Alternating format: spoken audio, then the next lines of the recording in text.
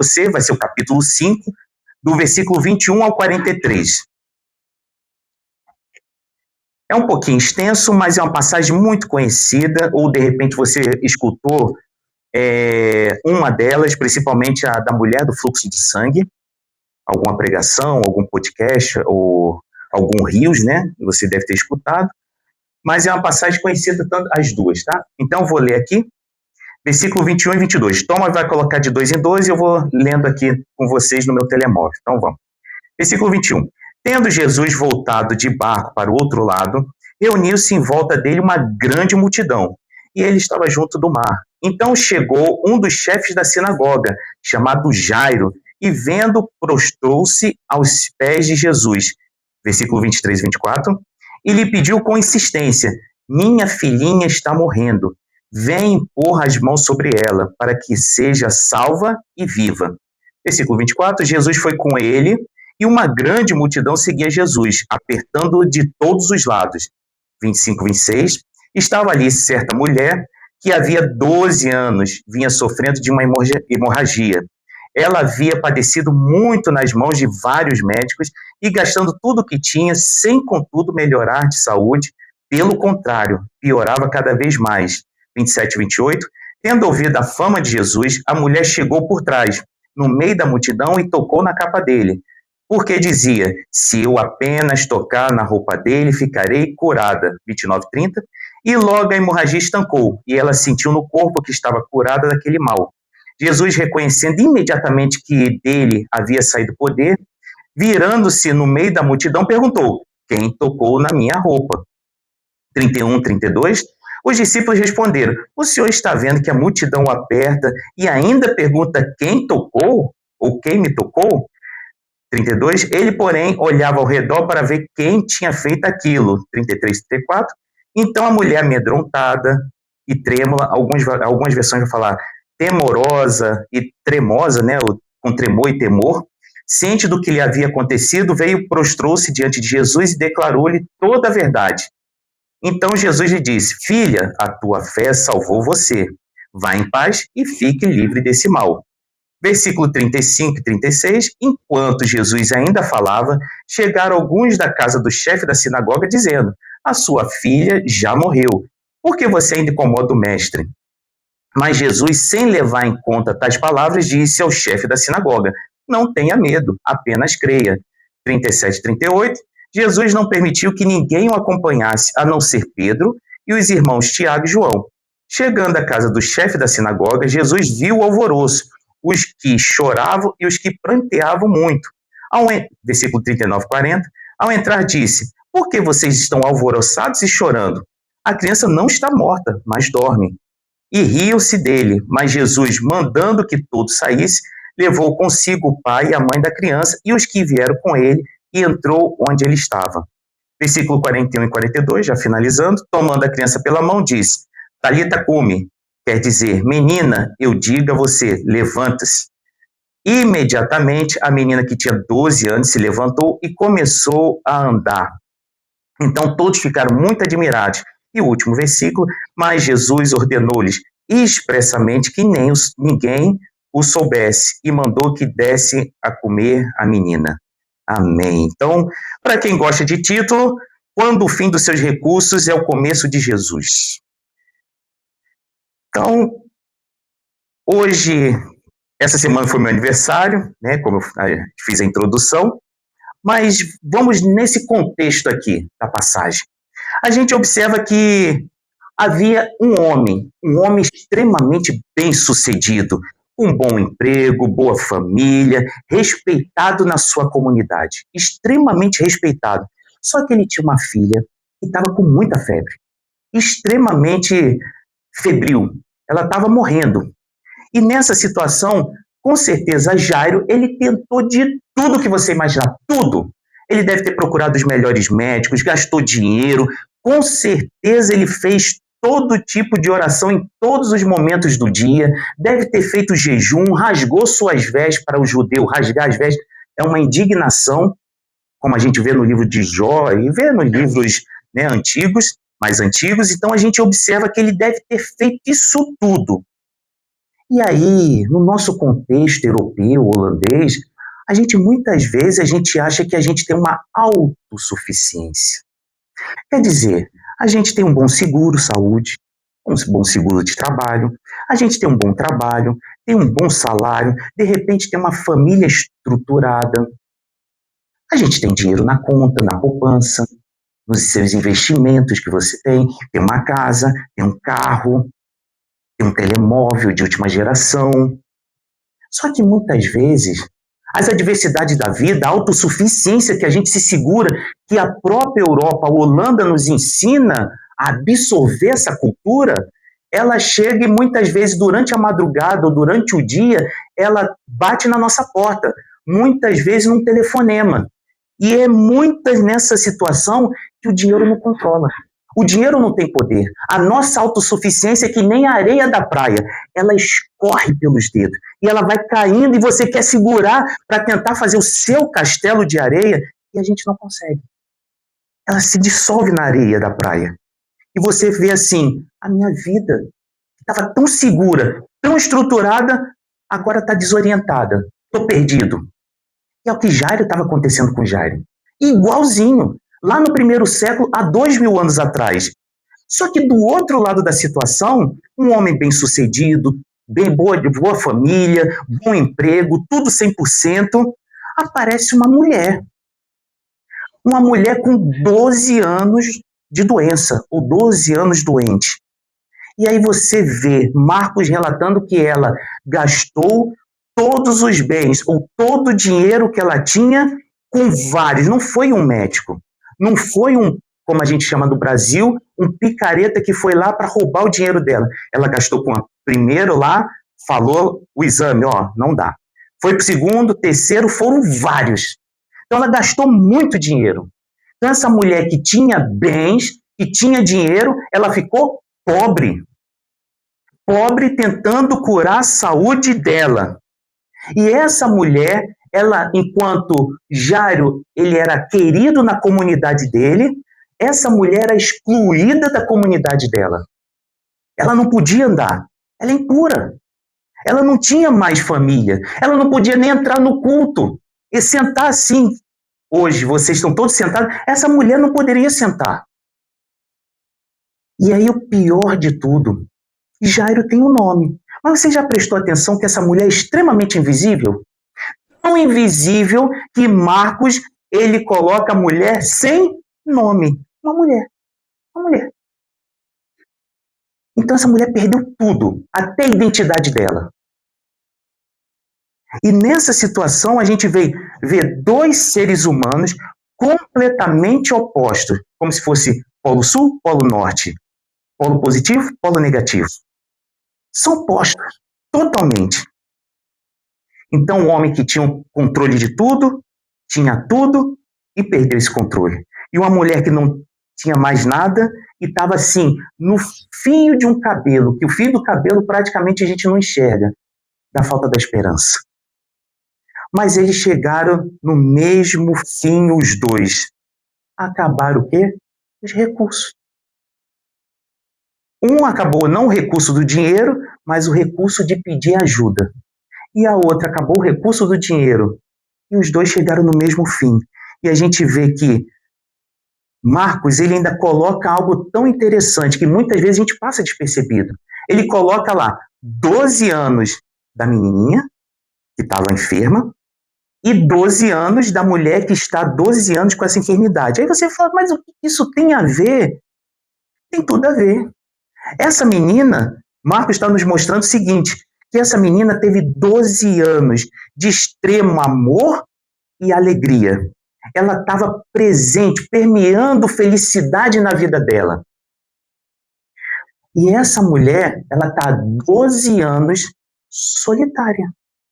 Extrema solidão.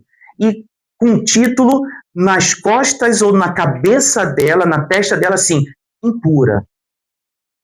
Olha que contraste absurdo que Marcos está nos ensinando aqui. Quer dizer, está nos mostrando para nos ensinar algo. Como assim? Ensinar o quê?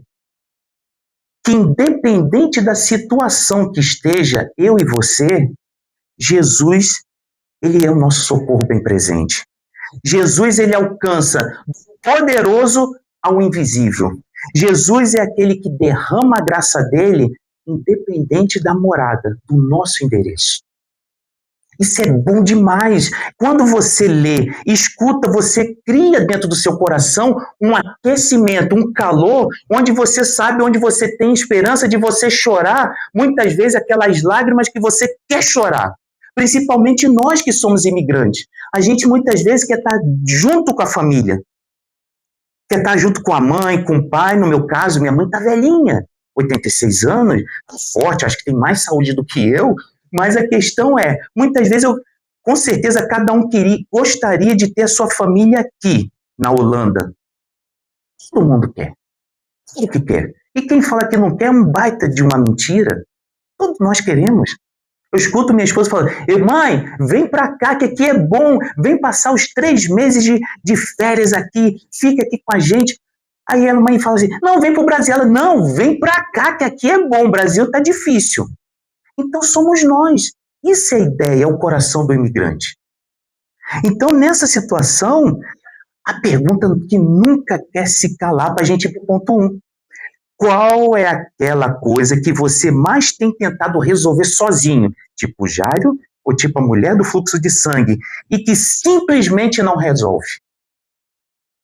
Seja no amor, seja no perdão, seja na intimidade com Deus, o que é? Você tem que ser sincero. E aí a gente cai para o ponto 1. Aí no ponto 1, é um subtítulo, né? Quando o orgulho cede ao desespero. Toma, você coloca no versículo, do versículo 22 ao 24, por favor? Do 22 ao 24. Então chegou um dos chefes da sinagoga, chamado Jairo, e vendo, prostrou-se aos pés de Jesus e lhe pediu com insistência, minha filhinha está morrendo, vem impor as mãos sobre ela para que seja salva e viva. Jesus foi com ele, só até essa parte. Antes da gente dar continuidade, a gente tem que entender o contexto. O contexto é o seguinte, a frasezinha, as palavras mais importantes, chefe da sinagoga. André, mas chefe é chefe. Eu tenho chefe no meu trabalho, eu tenho chefe não sei aonde, eu tenho um líder, eu tenho alguma coisa. Mas o chefe hoje é fixe, mesmo ele sendo rígido ou mais duro, ele é mais tranquilo. Esse chefe aqui tinha muito poder. Esse Jairo aqui, ele era muito respeitado na comunidade dele, mas muito respeitado. Ele supervisionava o culto. Ele é aquela pessoa que administrava o que entrava de oferta, de dízimo. Ela é aquela pessoa que escolhia o pregador. Ele é aquela pessoa que todo mundo conhecia e todo mundo tinha que ficar mais ou menos paparicando, como a gente fala no Brasil, assim, rindo das piadas sem graças dele. Mais ou menos isso.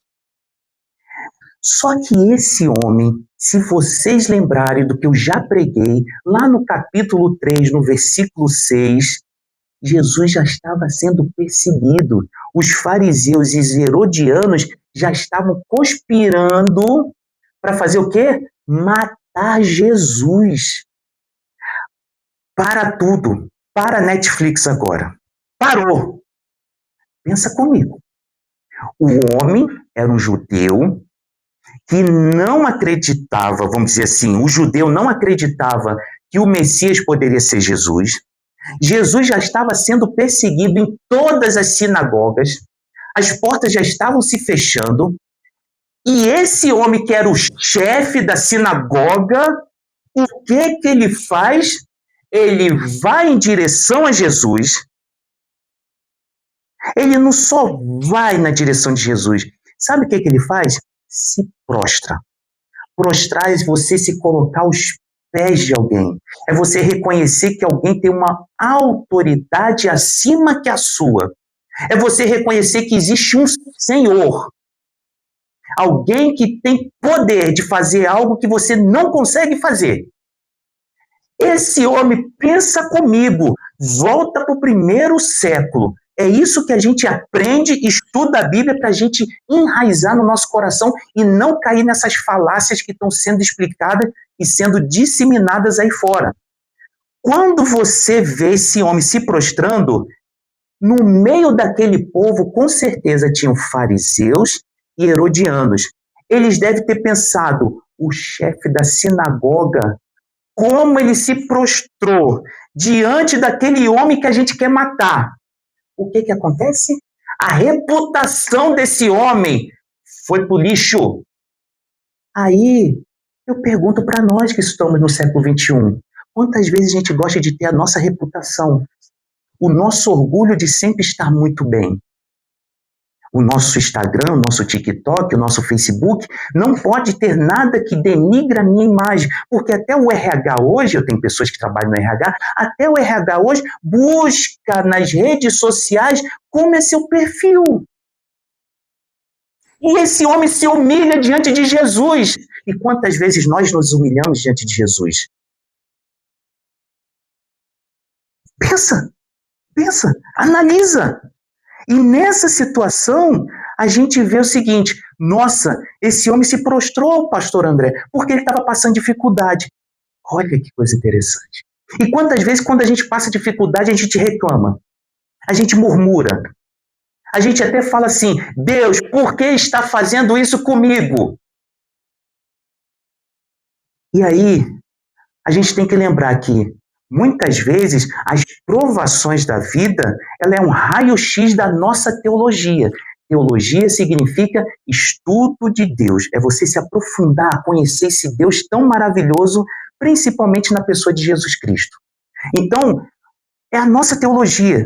E muitas vezes, a gente acaba entendendo de uma forma errada, equivocada, achando que o nosso Deus é um Deus de barganha, de escambo. Quando eu aprendi na história do Brasil, lá quando eu estudei com 7, 8, 9, 10 anos, lá com a professora, que a gente chama de tia, aí ela falava assim, ó, escambo é a troca de favores. Então, o jesuíta, aquela pessoa que foi na nau, no navio, ele entregava para o índio alguma coisa e o índio entregava o pau-brasil.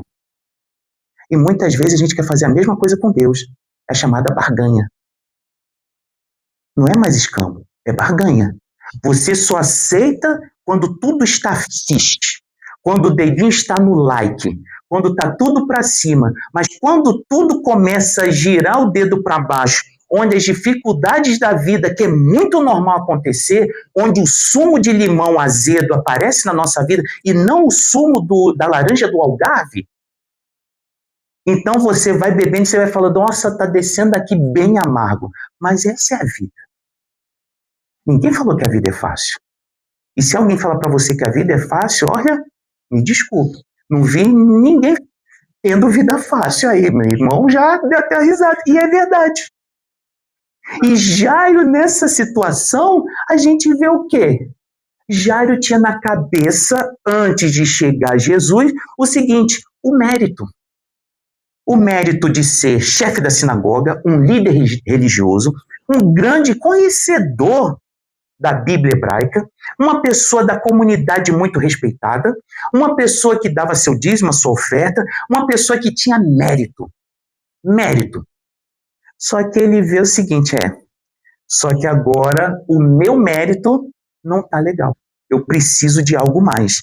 E aí tem uma frase do reverendo, ou pastor, Augusto Nicodemos, que ele fala assim, aprendi que a fé não é ausência da dúvida ou ausência da dor. Isso acontece. Isso é normal no cristão e no não cristão também. É continuar andando com Jesus, mesmo quando não entendemos o que ele está fazendo. Então, a gente tem que pensar, tem alguém acima de nós. E a gente já tem esse spoiler. A gente já tem na Bíblia o que está escrito.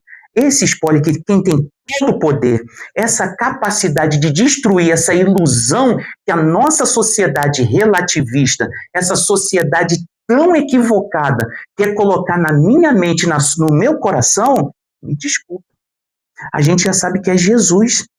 Jesus tem esse poder. Então, Jairo, ele cai aos pés de Jesus. Ele cai aos pés de Jesus no desespero. Mas esse desespero, que muitas vezes a nossa sociedade fala assim, você não pode mostrar fraqueza, você tem que ser forte. Você tem que ser, e não é forte de você ir no ginásio e fazer força, não. Você tem que ser forte porque você não pode chorar, você não pode mostrar fraqueza, porque se você mostrar fraqueza, vem as pessoas como um trator e passa por cima de você. Só que nessa situação, o que a sociedade poderia, a comunidade poderia fazer alguma coisa por ele? Nada. Mas ele reconheceu que a fraqueza dele era o começo da bênção, da graça, do amor, da misericórdia, do próprio Deus encarnado, que é Jesus Cristo. Então ele viu o seguinte: eu não tenho mais controle e poder, mas eu sei em quem eu posso pedir socorro, em quem é o meu refúgio, quem é aquele que pode trazer a esperança que eu não tenho mais. E aí ele tomou a decisão certa, mesmo indo contra tudo que a sociedade e principalmente a sua comunidade religiosa ia falar. E aí no nosso TPC, na nossa aplicação prática, a gente vê assim, o orgulho. Aí você vai falar assim, o que é o orgulho, pastor André? Orgulho é algo que você se acha, de uma forma bem simples, você acha melhor que todos os outros. Às vezes você pode falar assim, não, mas eu tenho um orgulho saudável, como se o orgulho fosse saudável. Mas tudo bem, eu vou aceitar seu argumento. Aí você fala assim, nossa, estou orgulhoso de ter feito um bom trabalho hoje. Você já deve ter falado isso, porque tem gente rindo. É verdade. Às vezes você fala, não fala verbalizando para os outros, por quê? Orgulho não é bom. Orgulho só mostra a nossa prepotência. E aí você, de repente, vai falar assim, vai mudar a palavra de orgulho para estou feliz porque fiz um bom trabalho hoje. Mas dentro de você, o seu coração está jubilando, porque você é muito bom no que faz. Isso é orgulho. E tem aquele orgulho que as pessoas falam que é maldoso, que é arrogante. Aquele que fala assim, eu sou melhor que todos vocês aqui juntos. Eu tenho muito conhecimento. E aí a gente vai vendo assim, que o orgulho, ele só destrói a gente, independente se é saudável ou se ele é negativo. Então a gente tem que fazer a pergunta, existe algum orgulho na sua vida? Se existe algum tipo de autossuficiência, algum tipo de coloração da sua imagem nas redes sociais, ou até no seu trabalho, na sua família, ou seja onde for, você quer ter o controle das coisas, aí a pergunta, isso está custando muito caro para você se colocar nos pés de Jesus? Se está, olha, reveja tudo que você tem aprendido, tudo que você está se colocando diante de Jesus e tudo que você fala, Jesus, o Senhor é meu Senhor e Salvador. Tome cuidado. E aí a gente vai para o ponto 2. A mulher, a invisível que Jesus parou para ver. Versículos 25 a 28. Estava ali certa mulher que havia 12 anos, vinha sofrendo de uma hemorragia.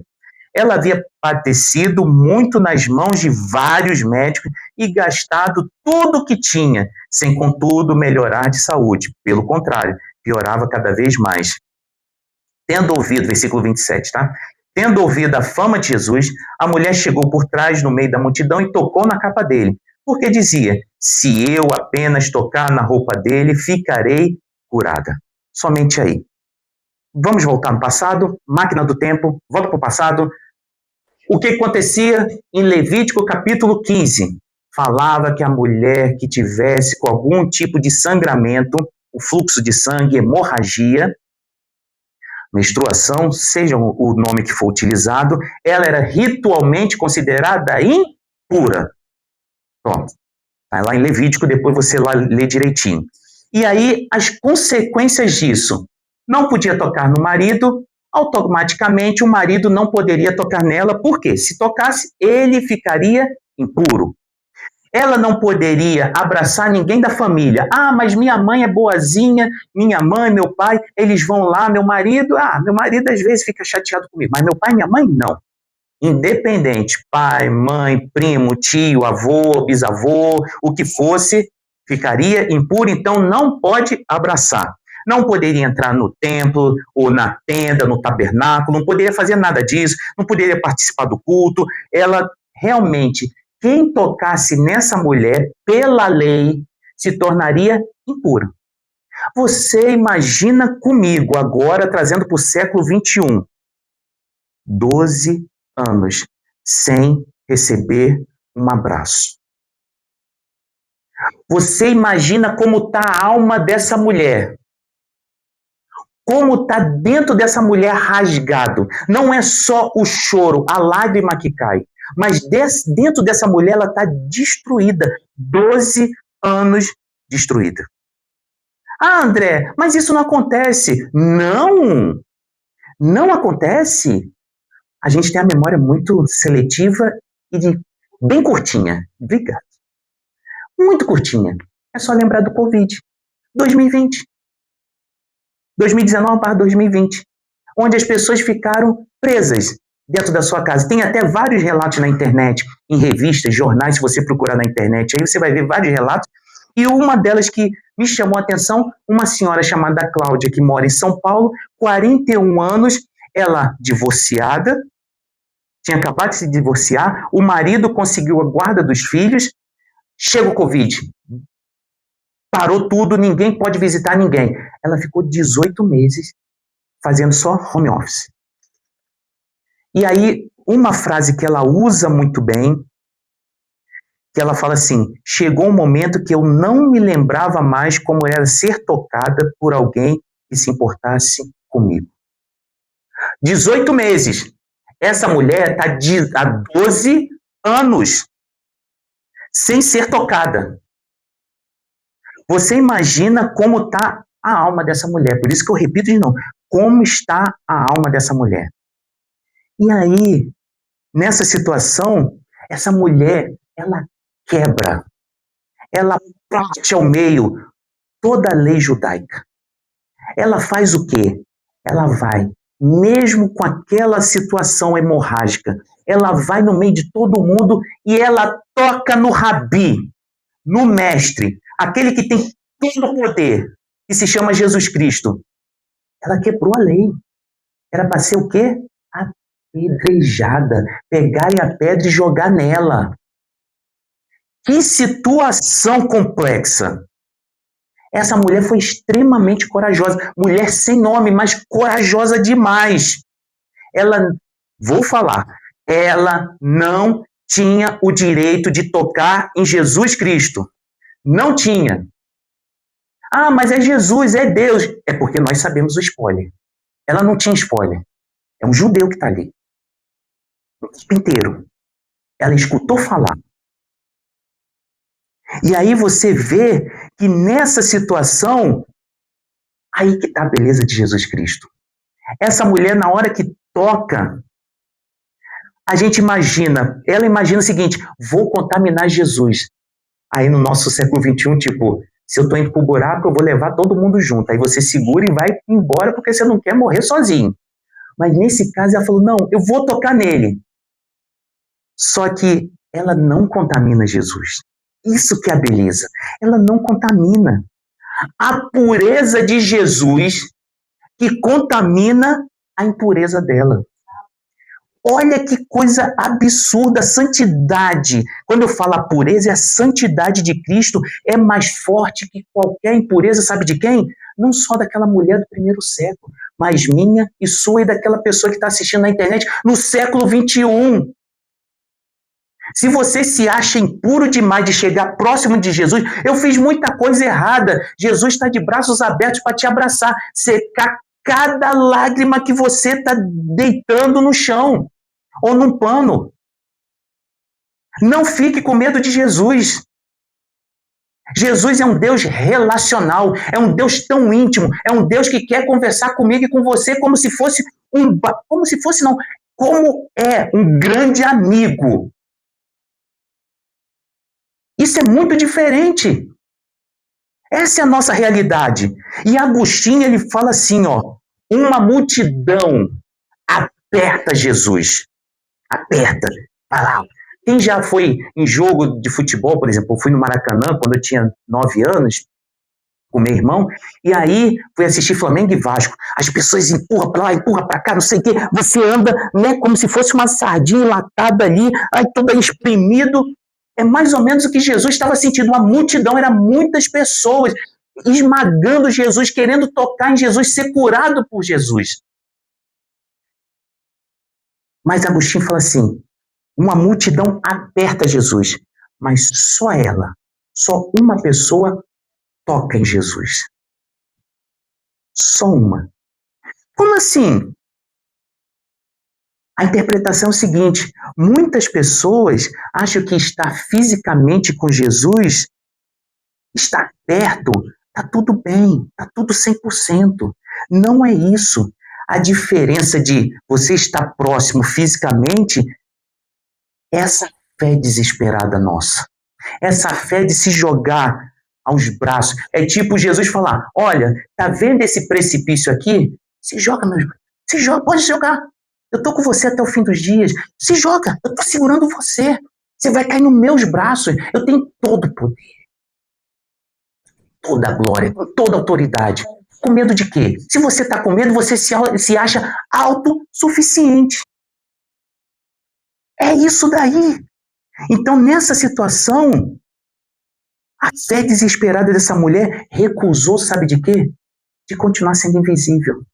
12 anos invisível, sem ser tocada, sem nome, sem família, sem culto, sem ninguém. Sem ninguém não, com Deus. É a mesma coisa de mim e de você. E aí, pastor André, e a aplicação prática? Como eu falei, muitas vezes a gente acha que a nossa impureza, o nosso erro, o nosso equívoco do dia de passar numa rotunda para quem dirige e você vai lá e dá aquele apito, aquela buzinada, e às vezes você dentro de si, você não verbaliza, mas dentro de si você fala: nossa, esse miserável, por que ele me fechou? Ou de repente no seu trabalho, aquele chefe, aquela pessoa que de repente, como meu pai falava mesmo, pisou no seu calo seco e você sentiu dor. E você ficou com muita raiva naquele momento, mas naquele momento, e você fala assim: Jesus, eu errei. Errou. Vai lá. Ele está de braços abertos para te perdoar. Fala: olha, é uma face? Dê a outra.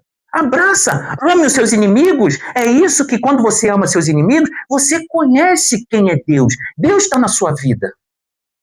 E aí você fica assim: ai, é complicado. É complicado porque nós somos muito racionais.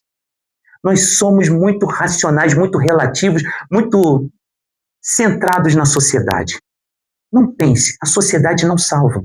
Quem salva todos nós de algo que muitas vezes a pessoa fala: inferno não existe. Não estou preocupado com o inferno. Eu estou preocupado em não estar com meu Deus. Que muitas vezes só preocupa: inferno, o diabo com o tridente. Eu não estou preocupado com ele, eu estou preocupado de não estar com meu Deus, de poder abraçá-lo, de poder falar assim: santo, santo, santo é o Senhor. Eu te amo porque o Senhor olhou para mim, onde eu não tenho virtude nenhuma, mas o Senhor derramou a tua graça no meu coração, na minha alma, no meu espírito, e hoje eu posso estar contigo.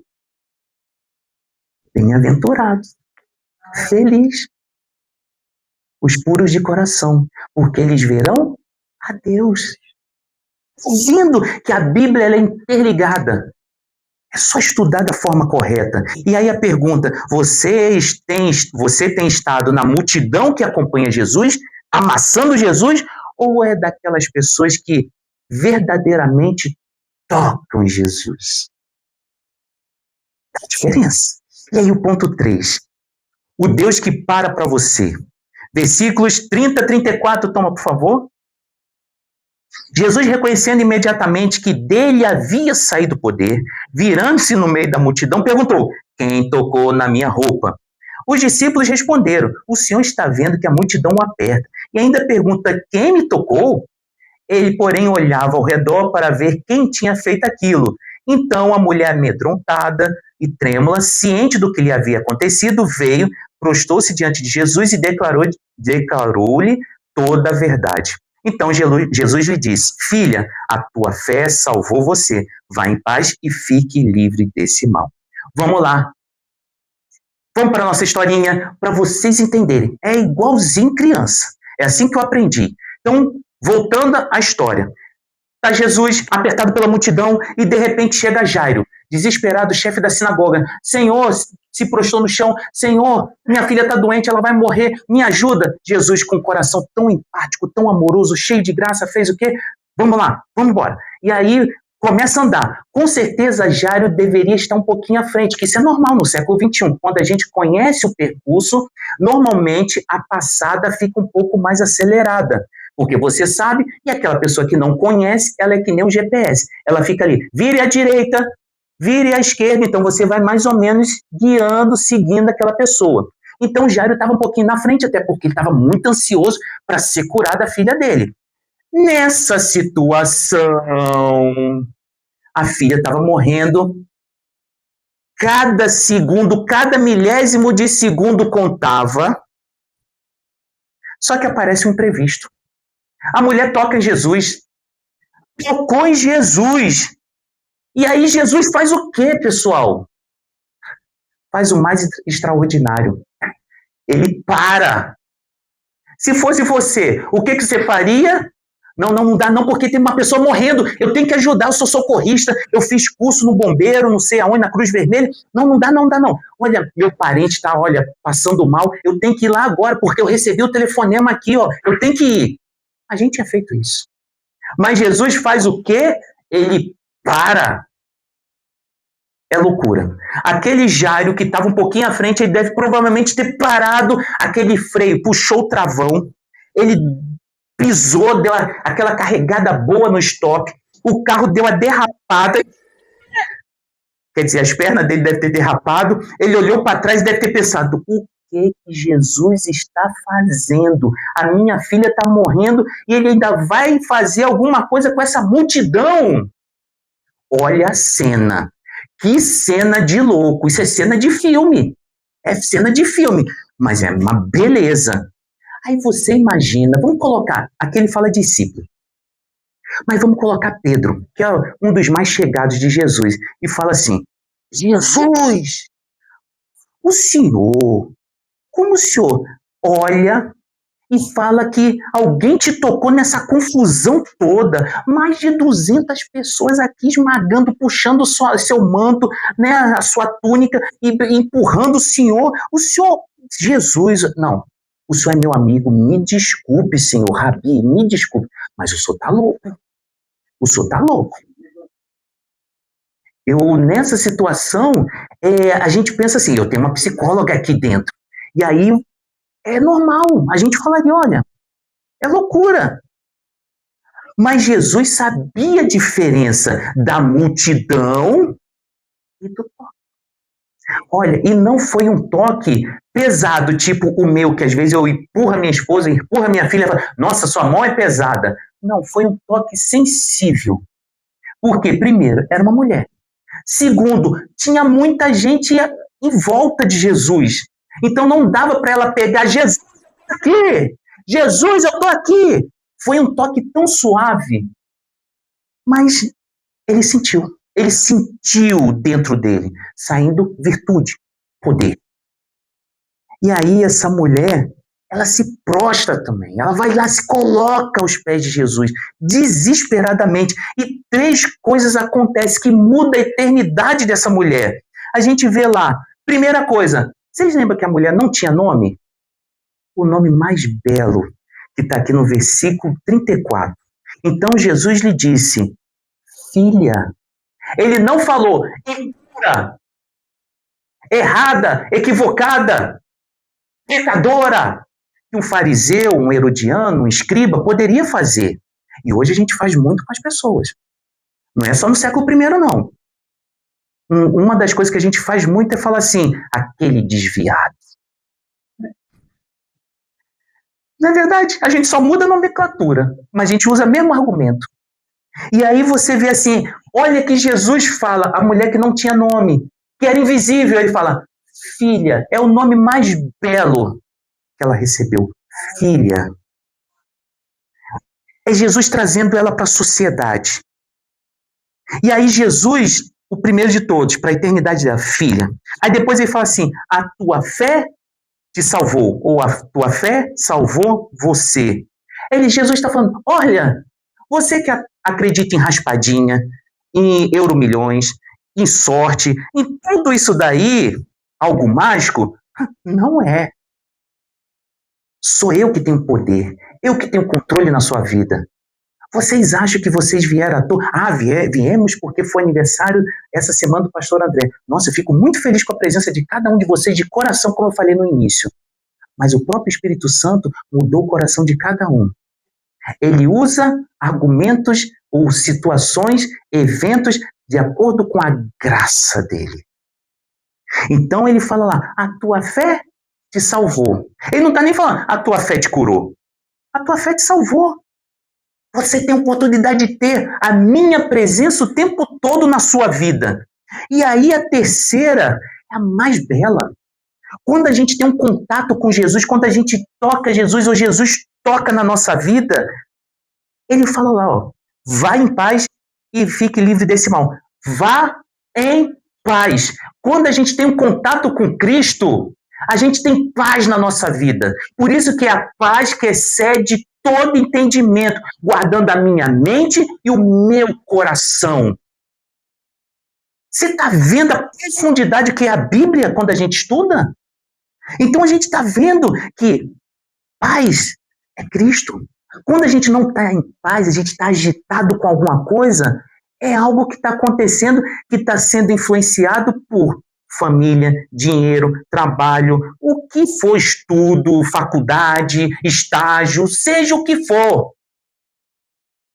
E aí está atingindo em algum ponto em que você ainda tenta ter o controle da sua vida. E é Jesus que, por isso que ele fala assim, tá cansado? Tá sobrecarregado? Vinde a mim. Eu estou fazendo um convite, eu não estou te mandando, é convite. E quando ele fala esse convite, vinde a mim, que estão todos aqueles que estão cansados e sobrecarregados, é um convite de graça. É um convite de amor. É ele falando assim, olha, estou de braço aberto. Você está cansado, está se arrastando pela essa caminhada chamada vida? Não se arrasta não. Porque eu nunca fiz vocês para se arrastarem. Vocês não são animais. Animal é animal. Vocês são filhos e filhas meu. Vocês têm que andar de cabeça erguida. Levanta essa cabeça. O socorro bem presente, eu não estou embaixo. Eu estou em cima. Vem do alto. Eu estou sentado à destra do Pai. Eu tenho toda a autoridade. Eu tenho toda a glória. Por que você está se arrastando? Bora! E aí, você imagina a cena. Como eu falei, Jairo derrapou. Ele fez um drift. Acho que é a palavra certa é essa. E parou. E olhou para trás e falou, Jesus, que é isso? Por que o senhor parou? Só que nessa situação a mulher teve para a eternidade, só que a mulher ao mesmo tempo, Jairo olhando para ela, de repente fulminando com os olhos, mas aquela mulher teve uma cura tripla também. Como assim? Física, o sangramento parou. Emocional, Jesus está falando, olha, vá em paz. Ninguém vai te apedrejar, ninguém vai falar que você é impura, ninguém vai falar que você é desviada, ninguém vai falar nada disso. Tá tranquilo. Emocional. A gente precisa das nossas emoções equilibradas para que a gente possa estar bem, não só na comunidade cristã, que é a igreja, mas a gente possa estar bem na família, no trabalho, na faculdade, seja onde for, onde a gente pisar e tocar, né, pisar a planta dos pés e tocar a palma das mãos, onde a gente estiver, a gente tem que fazer a diferença.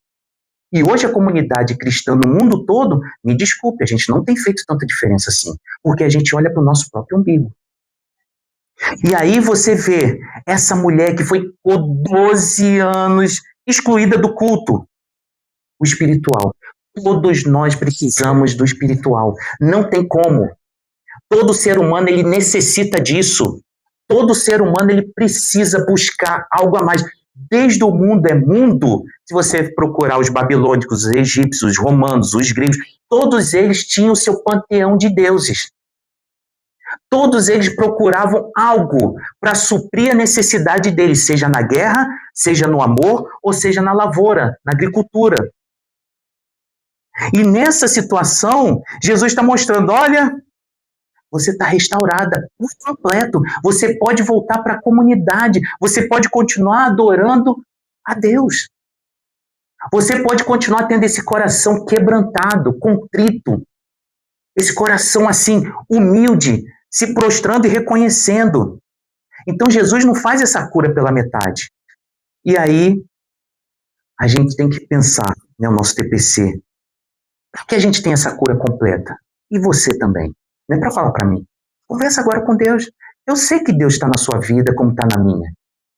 Olha para dentro de si, como se olha para um espelho. Você já viu o espelho?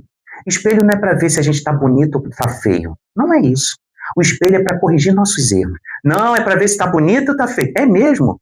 Quando o homem coloca uma gravata e está torta, você vai para frente do espelho ou pede para alguém falar para você, está torta? Mas você vai para frente do espelho quando não tem ninguém. Se estiver torta, você faz o quê? Corrige.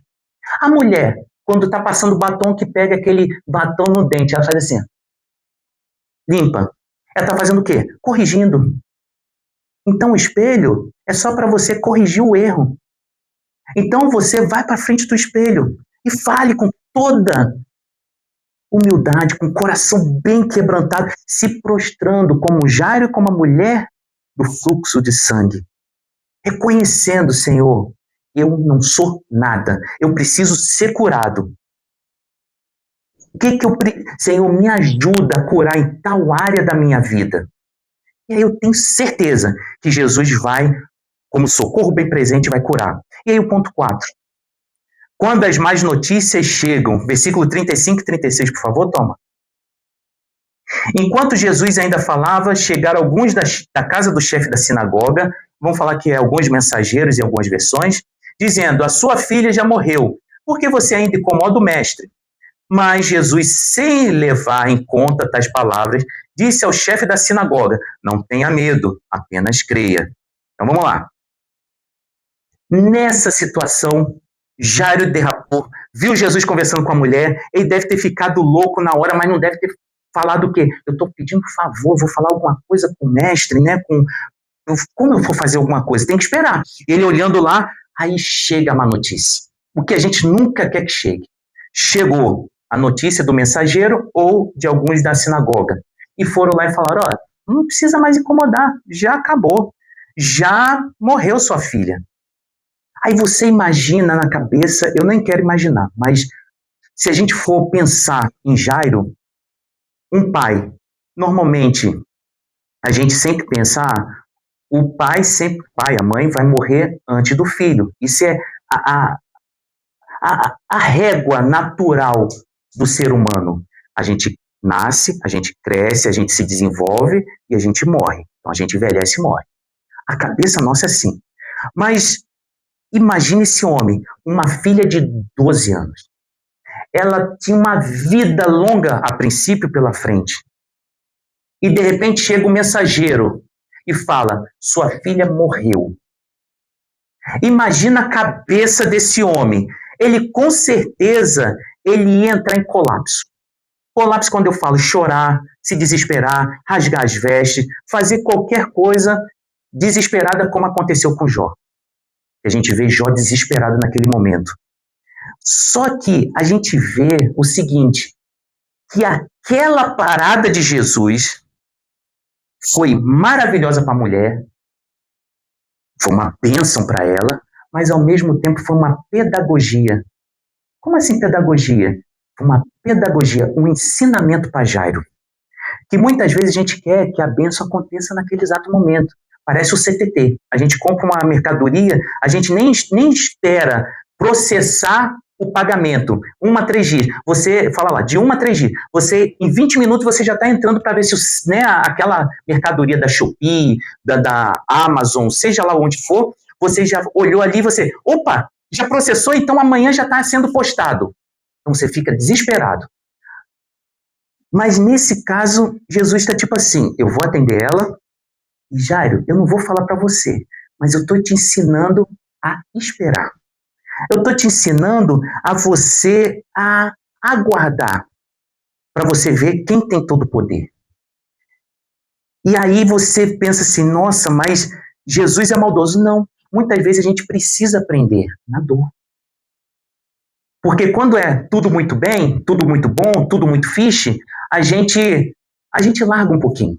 Como eu falei, a gente se torna novamente autossuficiente. Então, naquela situação, morreu a menina.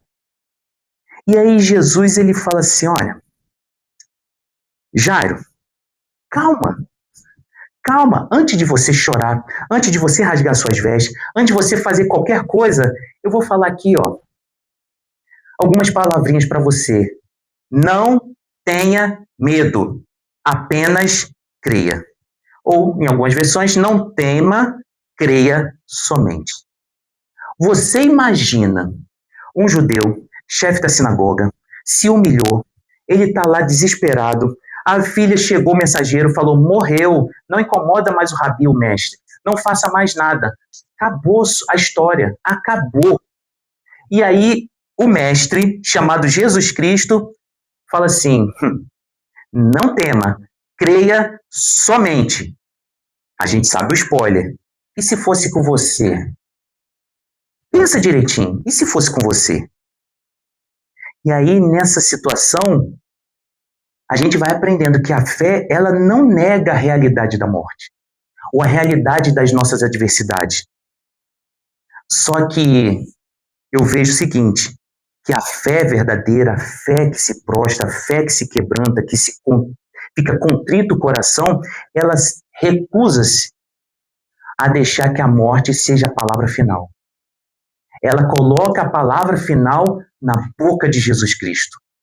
Então, por isso que a gente tem fé. Ah, mas eu fui assolado com a enfermidade. Eu tenho fé que Jesus está na minha vida. Ah, mas eu vou reclamar. Não reclame.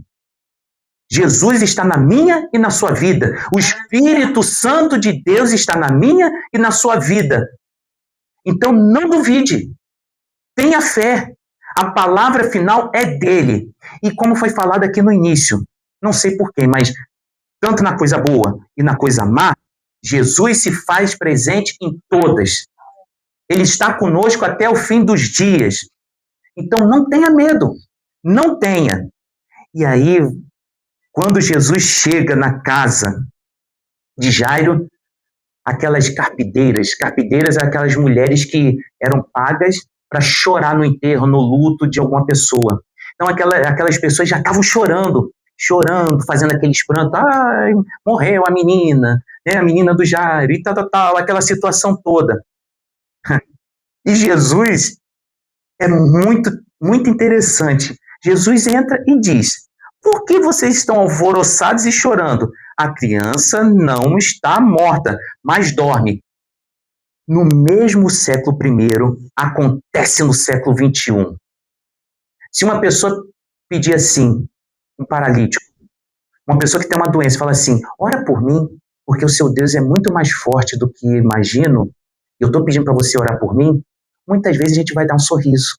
Porque esse sorriso eu aprendi com um professor de matemática com o apelido Roquete. Ele falava assim, toda vez que uma pessoa perguntar para você, ou falar alguma coisa e você der um sorriso inicial, que não seja uma piada, normalmente seu cérebro está falando o seguinte, você não consegue. E muitas vezes nós somos assim, nós queremos colocar o peso para o outro, ou queremos que o outro resolva. E aí, nessa situação, a gente vê que as pessoas fizeram o quê? Quando Jesus fala, a criança não está morta, ela só dorme. As pessoas riram, ficaram rindo, se alvoroçaram, gargalharam.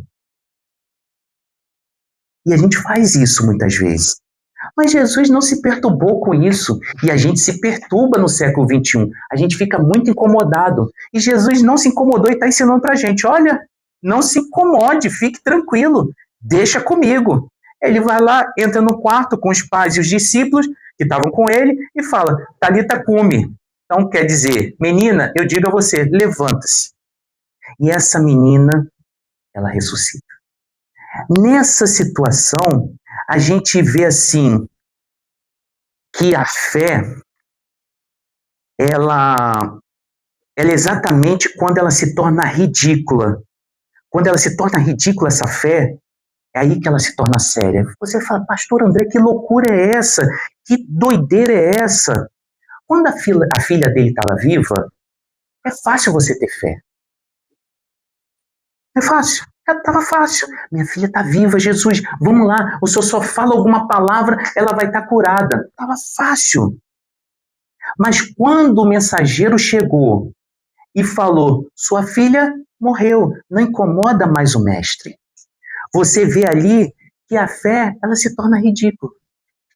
Por quê? Você não tem mais força. O que você achava que tinha 0,00001 de esperança, porque muitas vezes a gente tem esperança no que vê ou no que toca, Aí ele já não tinha mais o que tocar. Jesus era a única esperança dele. Aí foi que a fé realmente, Jesus, não tema, creia somente. Aquele homem, mesmo por dentro, chorando, deve ter falado, eu vou acreditar no que esse homem está falando e eu vou. Porque se ele não tivesse levado Jesus, ele tinha falado, olha, não acredito mais no Senhor, pode voltar, realmente é como o mensageiro falou, não precisa mais ir. Mas ele foi, Jesus foi, mas ele poderia ter falado, não vá. Mas ele deve ter falado, vamos sim, vamos lá. Então, a nossa aplicação prática, a má notícia vem sim, seja onde for, família, trabalho, igreja, qualquer situação pode aparecer. Os amigos, os colegas lá do trabalho de Jairo falaram, já é tarde, não dá mais. Mas Jesus, ele deixa essa palavra, e na minha versão aqui está ainda encarnada em vermelho. Não tema, creia somente. Jesus está falando para mim e para você, lá no século I e hoje no século XXI, que a palavra dele não muda. Você tem uma má notícia na sua vida, seja qual for, e você não tem mais esperança nenhuma, Jesus só está falando, não tema, creia somente em mim. Isso muda todo o contexto da nossa vida e muda o contexto da nossa caminhada cristã. Então, se você está assustado com alguma notícia que você não consegue mais ter o controle, deixa naquele que tem o controle dos ventos, do mar e até de demônios, que é Jesus Cristo. E aí, para a gente concluir, o mesmo Jesus para os dois casos. E não é só para os dois casos, é para mim e para você também. Então, nessa situação, a gente observa que esses dois seres humanos, aquele homem chamado Jairo, aquela mulher que era invisível, que é chamada de filha, situações opostas, onde um é rico, outro se tornou pobre, um era muito querido na comunidade, outro excluído na comunidade. A gente vai vendo que nisso tudo aí, Jesus, ele não fica impuro, ele, na verdade, quando toca nas nossas vidas, ele transforma. Jesus, ele transforma as nossas vidas porque ele quer tocar, ele quer se relacionar, ele quer estender a mão para você e para mim e falar assim, deixa eu guiar você, deixa eu orientar você. Essa sociedade não vai conseguir. Essa sociedade só vai te colocar ainda mais para baixo, onde você já está pensando na segunda-feira como um dia amaldiçoado. E, na verdade, se eu estiver na sua vida, André, e cada um está colocando seu nome, fique tranquilo, para 99% da população mundial é amaldiçoado. Para você vai ser uma bênção. Eu me faço presente na sua vida. E aí, a pergunta final. Quem quer ser tocado por Jesus? Se você quer ser tocado, feche seus olhos agora. Senhor, muito obrigado por esse momento tão especial, que é o culto ao Senhor. É exaltar o Senhor, é engrandecer o Senhor, é reconhecer que existe alguém soberano, alguém que controla, que tem essa majestade de controlar a minha vida e a vida de cada pessoa aqui sentada e aquele que está na internet. Então tem pessoas aqui que entraram de uma maneira e peço que o Espírito Santo do Senhor mude, transforme realmente. É prático, Senhor. Transforme, tira aqueles espinheiros, aquelas ervas, aquelas pragas que matam, que sugam a nossa energia, que nos torna depressivos, ansiosos, tristes, abatidos, para pessoas corajosas, alegres, felizes, pessoas regozijantes em Ti, cheias de esperança, cheias de fé, que abre a boca para trazer edificação para a vida do outro. Ô Senhor, que saiamos daqui transformados, modificados da forma que entramos. Que saiamos daqui realmente alegres, como Jairo na casa dele ficou alegre com essa filha dele, que Jesus trouxe a vida novamente. E da mesma forma, essa mulher, que 12 anos triste, abatida, ansiosa, depressiva, ela sai alegre, jubilante, com certeza testemunhando dos milagres, da presença, da soberania de Jesus Cristo. Então, Senhor, que sejamos esse resplandecer, essa vida abundante, transbordante, que a gente não seja somente um copo cheio, queremos ser transbordante, transbordante para alcançar outras pessoas. E não é o nosso alcance, mas é o alcance do Senhor. Então estamos nas tuas mãos. Cada um tem uma necessidade, Senhor. Cada um está falando contigo. Então, som do coração, escuta as palavras e com gemidos inexprimíveis, que assim que é o teu Espírito, leve para o Deus Pai. E que Ele possa, meu Pai, derramar a graça, o amor, a misericórdia, a bondade e a paz que excede todo entendimento em cada um aqui sentado, a cada um que está assistindo na internet, agora e para todo sempre. Amém e amém, meu Pai.